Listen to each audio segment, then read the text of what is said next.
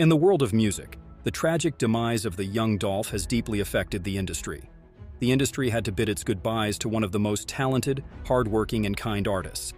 The circumstances surrounding the Memphis-bred rapper's murder have given rise to a whisper of bloody revenge. The story transcends the boundaries of the music industry into the lives of the urban. So join us as we uncover the shadows and uncover the truth behind Young Dolph's killer's death. Young Dolph's murder was not just a hit and run, but his murder revealed a web of mysteries and connections that continues to captivate. One such incident was Taylor, also known as CEO Teasy, who had an initial link to Dolph's case, was met with a tragic end in Orange Mound. On one Wednesday, CEO Teasy was found lifeless at the crossroads of Spotswood Avenue and Bunton Street in Memphis. CEO Teasy, who was considered as a person of interest in Dolph's case, was subjected to a similar fate. His death raises more questions than answers. Before we get into the twists and turns of this case, let us get to know more about Young Dolph. Young Dolph's journey from his birthplace, Chicago, and later to Memphis. His path to Memphis was full of violence, but he had resilience to power through. He was raised by his grandmother along with his siblings. His home was part of the hood and surrounded by gang activities. Young Dolph dreamed more for himself and his family. His independent approach to music carved a path to success. Collaborating with giants like Snoop Dogg and Gucci Mane, Dolph's lyrical prowess and candid storytelling set him apart. Through his music, he shed light on the spoils of success and the challenges he faced. His fate takes a tragic turn on November 17, 2023, as Dolph falls victim to a ruthless attack on Makita's homemade butter cookies.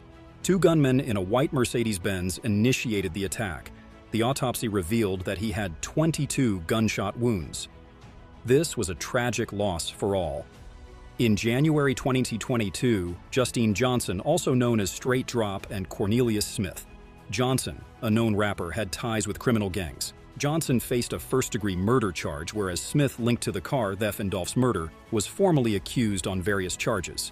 Another suspect, Hernandez Govan, was accused of having part in the death of Young Dolph's murder, entered a not guilty plea to the charge of first-degree murder. Till now, the motive behind the murder of the rapper is not clear. What if the mastermind behind the murder was out of jail? Hernandez Govan slipped between the fingers of the law. He was believed to be the mastermind behind the murder of Young Dolph.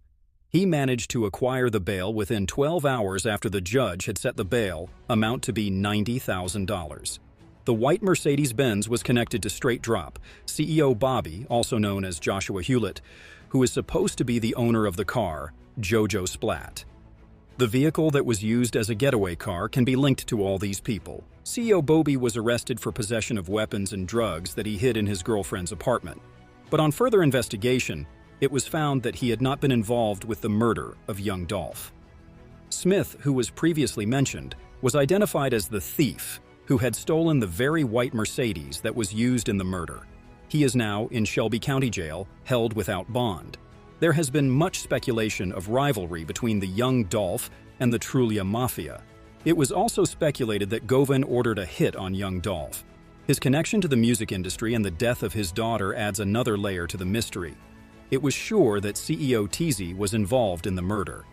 But before he was charged, he was killed. There were no suspects related to the murder. The investigation is active, and till now, no new leads have come up. We have to wait till 2024 for the trials of the Young Dolph case.